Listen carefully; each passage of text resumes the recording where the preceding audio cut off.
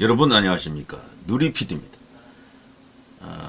윤석열 대통령이 취임하고 나서 말이죠.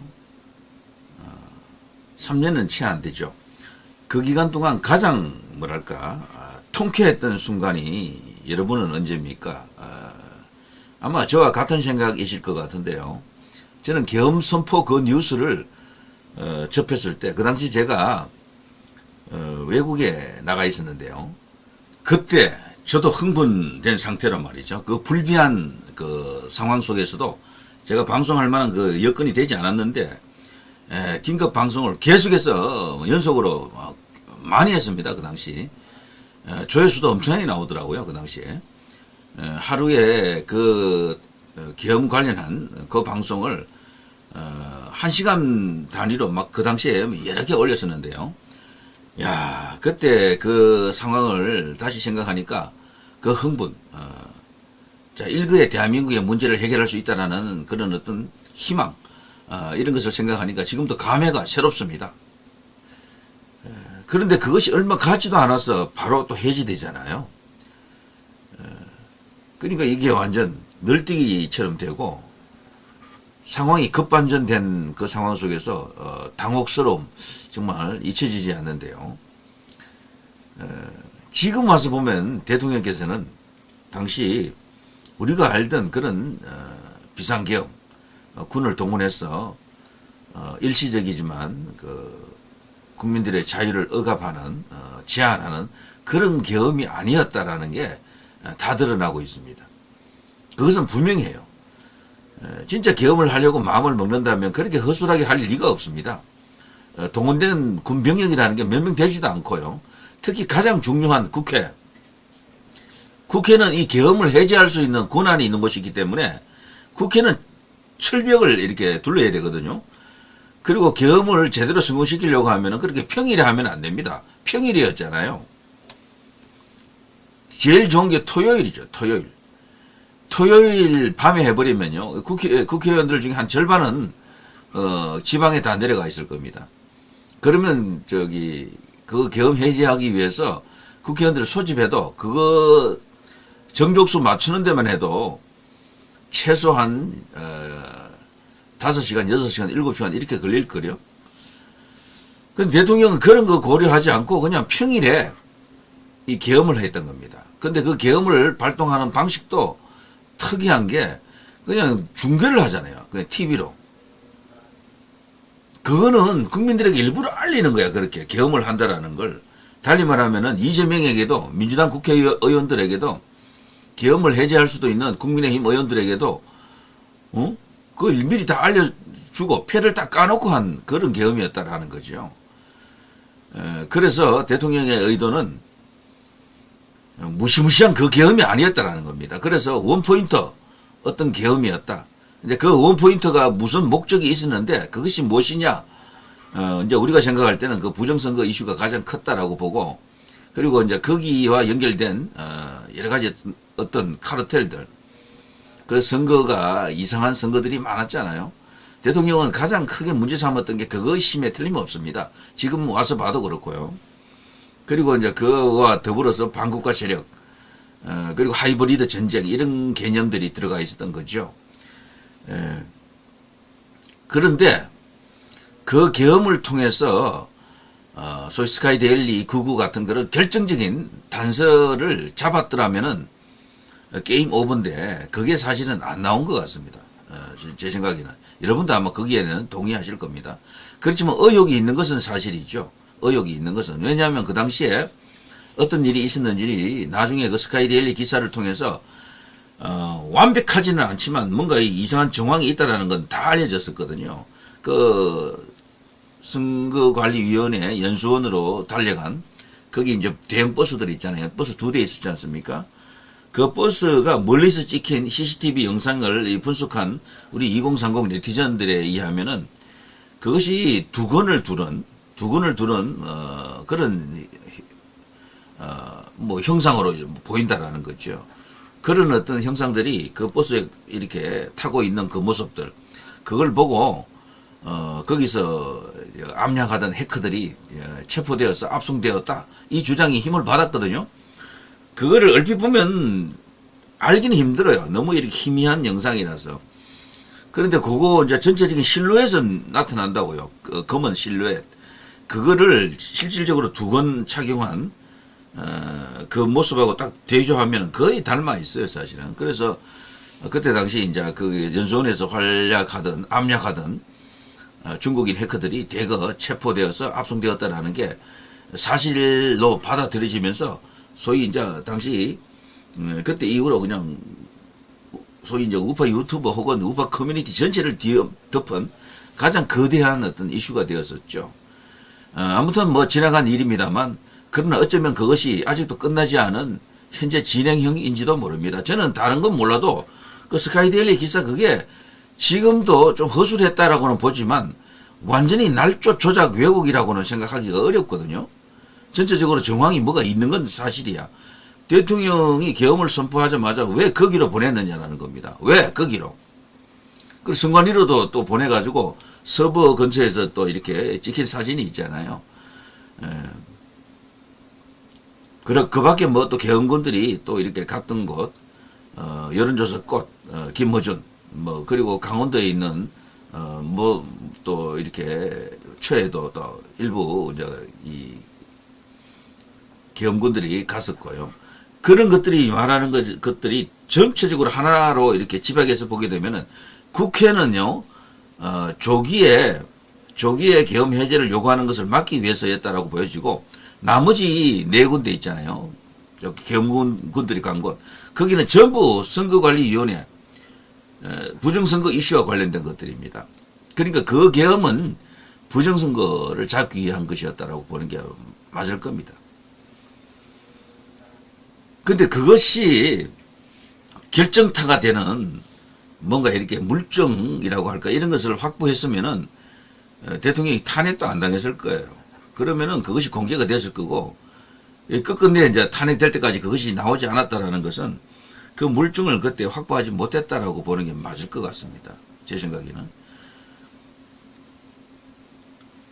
아니면 또 좋게 생각하면 스카이데일리 99 그 기사가 사실이라고 만일에 전제한다면, 가정입니다. 미국으로 압송되었다고 했잖아요. 오키나와. 나중에 또 미국 본토로. 그것은 사실인데 트럼프 정부, 그때 당시는 바이든 정부 때 아닙니까? 트럼프가 그때 당시는 당선인 신분일 때고요. 모종의 어떤 묵계가 있다. 그리고 D-Day를 정해놓고 아직 이제 그걸 깰 타이밍이 아니다. 왜냐하면 그걸 깨는 것은 한국의 문제를 해결해 주기 위해서 그것만은 아니다라는 거죠. 그보다 더 큰 어떤 목적이 있다. 그거 한 방으로 그 카르텔의 최후의 몸통 배우로 의심되는 중국 시진핑을 그냥 꼬꾸라뜨린다. 시진핑을 하야시킨다. 끌어내린다. 어쩌면은 시진핑을 뭐 극단적으로 그냥 과정에서 이야기하게 되면은 뭐 조금 희망하게 되면은 국제형사사법재판소에 올린다. 이런 뭐 생각까지 해볼 수가 있는 것이라서 대통령이 탄핵되는 과정을 지켜보면서까지도 그 패를 까지 않았다. 또 이렇게까지 해석할 수도 있는 거죠. 왜 윤석열 대통령이 이런 말을 했을까요? 이거는 윤 대통령이 그랬잖아요. 요걸 좀 볼 필요가 있습니다. 조금요. 자, 다 이기고 돌아온 것이니까 걱정하지 마세요.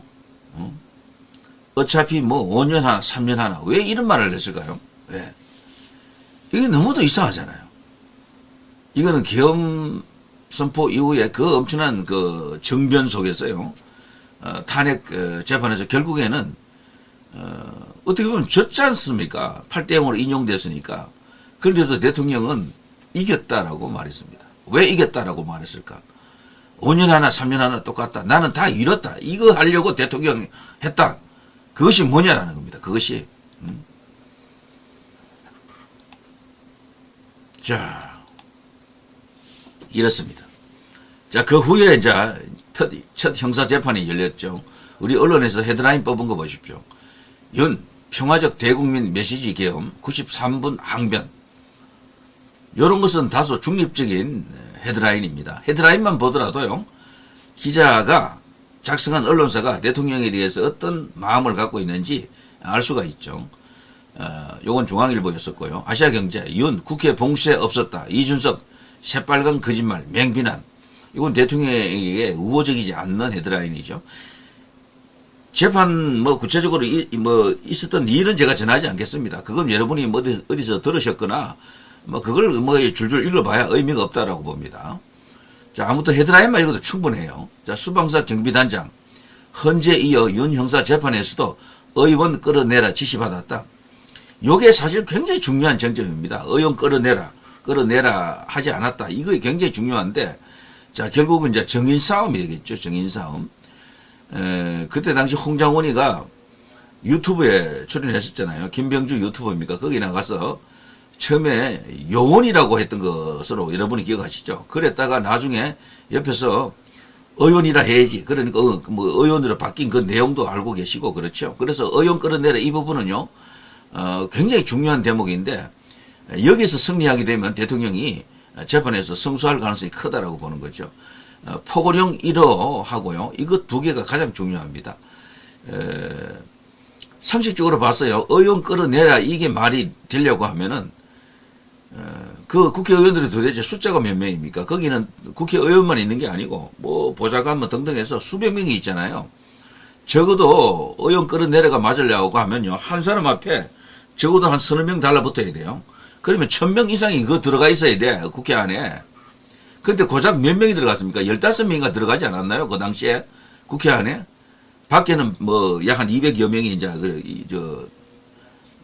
뭐랄까 통제 때문에 어떤 불상사가 일어나는 것을 막기 위해서 예방 차원에서 총알도 들지 않은 그냥 뭐 빈 총만 들고 있었던 거지. 그런 상황이었었죠. 그걸 이제 생각할 때 그 당시 민주당 그 쪽에 그 안기령이죠. 안기령. 국회의원 선거 나갔다가 떨어졌던 그 도봉 말이죠. 거기서. 안기령이는 계엄군 총을 그냥 붙잡고 막 흔드는 그런 것도 사진 찍고, 우원식이는 국회의장으로서 그냥 정문으로 들어가도 되는데 담장을 넘어가가지고 또 그거 바쁜 순간에 또 사진도 찍어 놓고 말이지. 생난리를 친 겁니다. 그놈들이. 자, 아무튼요. 형사재판법정에서 몇 시간짜리 내란이 있나. 조선일보. 이런 걸 보게 되면 그래도 조선중앙 동아 이런 쪽에서 좀 덜하죠. 대통령에 대한 공격이 수위가 조금 덜한 편인데 다른 언론사들은요. 그야말로 물어뜯더라고요. 물어뜯는다. 자, 여기는 강원도민일보. 윤석열 82분간 직접 검찰 주장 조목조목 반박. 26년 검사 강조도 했다. 요거는 굉장히 우호적인 기사네요. 조목조목 반박했다. 이러니까요. 내란 혐의 첫 형사재판에서 혐의 전면 부인했다. 검찰 국정상황인식 계엄 사전 모의 언급했다. 뭐 어쩌고 저쩌고. 자, 또 한번 가보면요. 수방사 경비단장 윤 형사법정에서 의원 끌어내라 지시받아 정언이 있었다. 헌재 이어 검찰 요청의 구체적 진술. 윤 측은 다음 기일에 반대신문. 윤 헌재에서 신문한 사람 굳이 오늘 불러 그러니까 이렇게까지 해야 되겠느냐 이런 반발도 했다라고 합니다. 자, 어쨌거나 윤석열 대통령은 참담했을 겁니다. 아끼는 후배 검사들하고 싸워야 되잖아요. 이제 그런 과정 속에서 작심하고 정말 격정적인 발언을 했다라고 지금 알려져 있는데요. 42분 그 후에 또 한 40분 가까이 무려 80분 가까이 이제 그 검찰 측의 모두 그 발언이죠. 거기에 대해서 조목조목 반박을 했다. 모두 진술에 대해서요.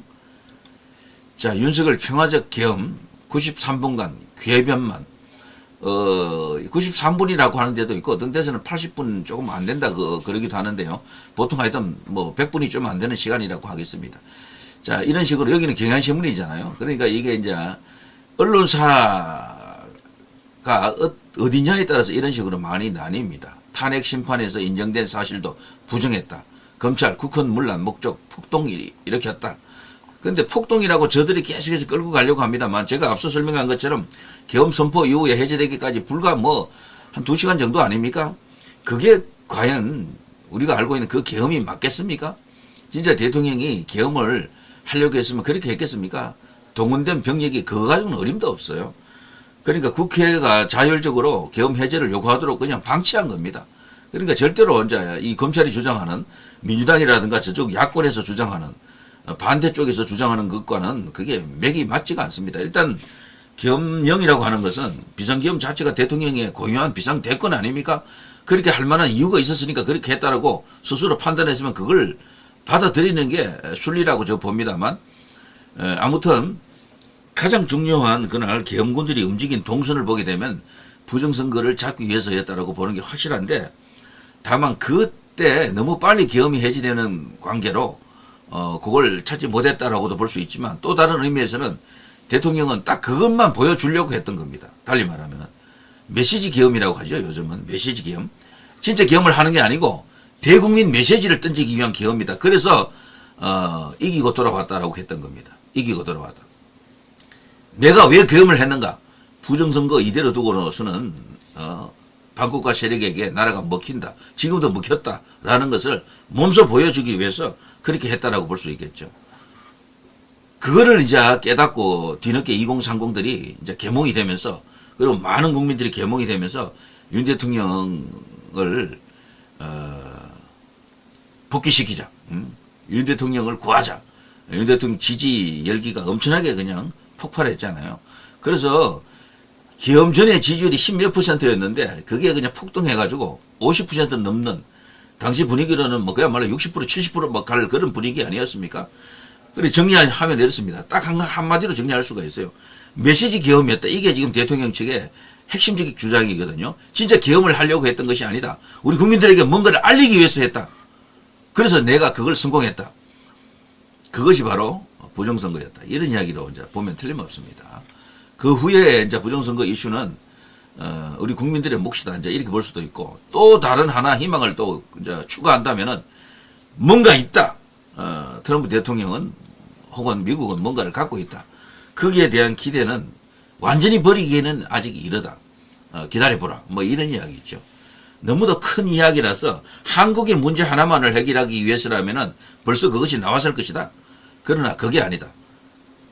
이건 중국 혹은 어쩌면 그 거대한 배후 카르텔을 잡기 위한 충격의 승부수이기 때문에, 이거는 윤석열의 승부수이기도 하지만 트럼프 대통령의 승부수다. 뭐 이렇게까지 이제 보는 사람들이 있는 거죠. 자, 대통령은요 정말 격정적인 모습으로, 열정적인 모습으로, 그리고 단호한 모습으로 검찰의 허위, 조작된, 오염된 진술과 지금 싸울 만반의 준비 태세가 된 것으로 보입니다. 결국에는 승리할 것으로 생각이 되죠. 자, 누리 PD 김준희였습니다.